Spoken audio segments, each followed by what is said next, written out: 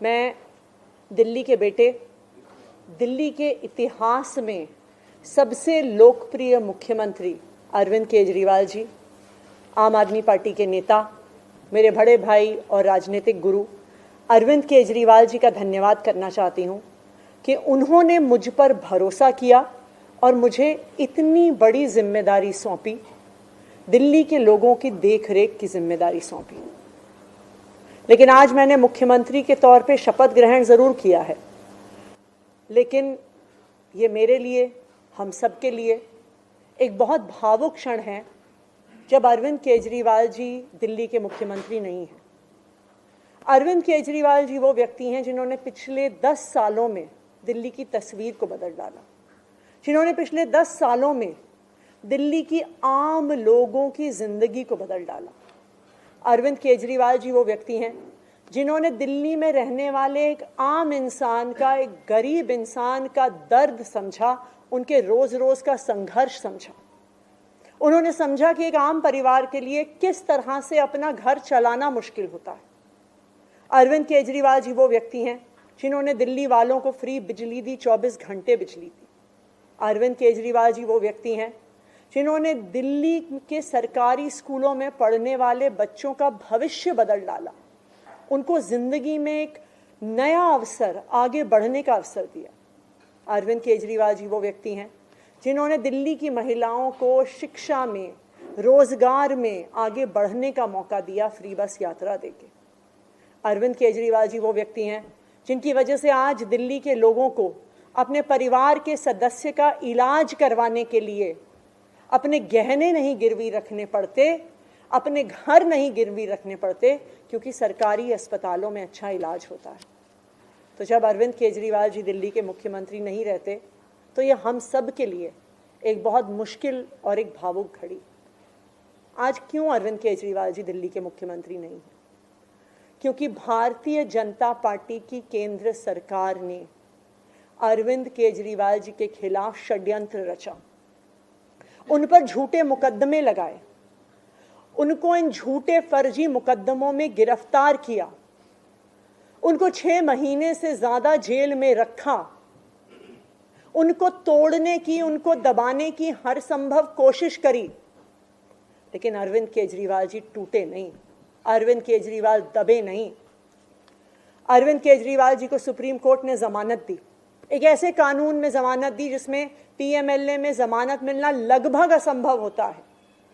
और supreme court ने ना सिर्फ उन्हें बेल दी, बल्कि बेल देते हुए केंद्र सरकार के मुंह पे तमाचा मारा और कहा कि अरविंद केजरीवाल जी की गिरफ्तारी एक दुर्भावना के तहत हुई थी।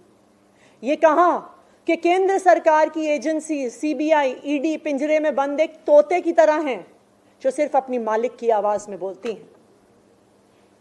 हो सकता है कि कोई और नेता होता तो उनके लिए अदालत का ये फैसला काफी था और वो तुरंत जाके मुख्यमंत्री की कुर्सी पे बैठ जाते। लेकिन अरविंद केजरीवाल जी ने इस देश की राजनीति में एक ईमानदारी और नैतिकता की मिसाल कायम करते हुए मुख्यमंत्री की कुर्सी से इस्तीफा दे दिया। उन्होंने कहा कि मेरे लिए सिर्फ अदालत का फैसला काफी नहीं है, मैं जनता की अदालत में जाऊंगा और जब तक दिल्ली की जनता मुझे नहीं कहती कि मैं ईमानदार हूं, तब तक मैं मुख्यमंत्री की कुर्सी पर नहीं बैठूंगा। मुझे नहीं लगता कि इस देश के इतिहास में या शायद इस दुनिया के इतिहास में ऐसा कोई नेता रहा होगा, ऐसी ईमानदारी और नैतिकता की मिसाल रही होगी जो आज अरविंद केजरीवाल ने देश और दुनिया के सामने रखी है। अब हम सभी दिल्ली वालों को मिलकर एक ही काम करना है, अरविंद केजरीवाल जी को फिर से फरवरी में होने वाले चुनाव में दिल्ली का मुख्यमंत्री बनाना है। अगर दिल्ली के लोग अरविंद केजरीवाल जी को दिल्ली का मुख्यमंत्री नहीं बनाते तो जो फ्री बिजली आज दिल्ली वालों को मिल रही है, भारतीय जनता पार्टी अपना षड्यंत्र रच के उसको खत्म कर देगी। जो सरकारी स्कूल अरविंद केजरीवाल जी ने सुधारे हैं वो फिर से बदहाल हो जाएंगे, मोहल्ला क्लिनिक बंद हो जाएंगे, अस्पतालों में इलाज बंद हो जाएगा, महिलाओं की फ्री बस यात्रा बंद हो जाएगी। तो 2 करोड़ दिल्ली वालों को मिलकर फिर से अरविंद केजरीवाल जी को दिल्ली का मुख्यमंत्री बनाना है। अगले 4 महीने के लिए मेरा यही काम रहेगा कि जो दिल्ली वाले परेशान रहे पिछले 1-1.5 साल में, जब से भारतीय जनता पार्टी का षड्यंत्र शुरू हुआ, जब से भारतीय जनता पार्टी ने एक एक करके हमारे नेताओं को जेल में डालना शुरू किया, जब से भारतीय जनता पार्टी ने एक एक करके हमारे मंत्रियों को जेल में डालना शुरू किया, जब से भारतीय जनता पार्टी के एलजी साहब ने दिल्ली सरकार के काम रोकने शुरू किए, आप देखिए पिछले 2 साल में भारतीय जनता पार्टी ने दिल्ली वालों को परेशान करने में कोई कसर नहीं छोड़ी। जब से अरविंद केजरीवाल जी जेल गए, दिल्ली वाले भी परेशान हुए। भारतीय जनता पार्टी ने दिल्ली वालों के पानी के बिल हम ठीक करना चाहते थे, उन्होंने उस काम को रोक दिया। भारतीय जनता पार्टी ने जो सड़क के रिपेयर के काम है वो रोक दिए।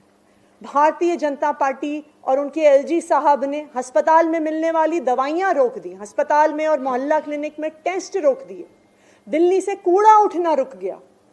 लेकिन मैं आज आपको आश्वासन दे रही हूं कि अब अरविंद केजरीवाल जी जेल से बाहर आ गए हैं और उनके मार्गदर्शन में दिल्ली में कूड़ा भी उठेगा, सड़कें भी ठीक होंगी, पानी के बिल भी ठीक होंगे, दिल्ली में जो सीवर की समस्या है वो भी ठीक होगी, जो दवाइयां नहीं मिल रही हैं उसको भी हम ठीक करेंगे। मैं दिल्ली वालों को यह आश्वासन देना चाहती हूं कि अब अरविंद केजरीवाल जी जेल से बाहर हैं, भारतीय जनता पार्टी का कोई भी षड्यंत्र हम सफल नहीं होने देंगे। खबरों से खबरदार रहने के लिए चैनल को सब्सक्राइब करें और प्रेस करें बेल आइकन।